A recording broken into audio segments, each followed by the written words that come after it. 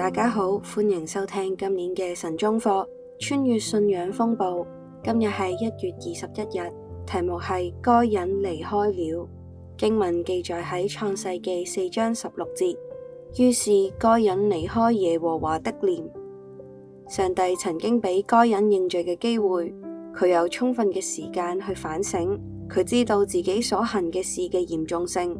亦都知道所掩飾嘅話係虛偽㗎，但係佢仍舊叛逆，所以上帝判決就唔再延遲啦。該隱嘅罪固然應當判死刑，但係慈悲嘅創造主仍舊饒恕咗佢嘅性命，並且給予悔改嘅機會。好可惜，該隱仍舊硬住心腸去鼓動反抗上帝嘅權威，於是佢就成為咗一幫膽大妄為、被棄之罪人嘅魁首。呢一個離道叛教嘅人，受到撒旦嘅引誘，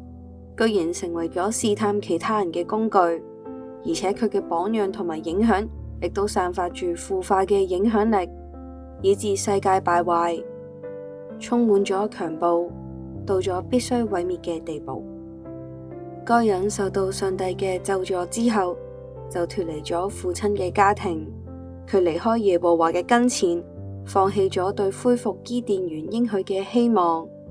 喺被罪所咒詛嘅地上追求產業同埋享樂。就係咁樣，佢就成為咗嗰啲敬拜世界之人嘅魁首。喺關於世俗同埋物質方面嘅事上，佢嘅後裔有住顯著嘅成就，但係佢哋眼中並沒有上帝，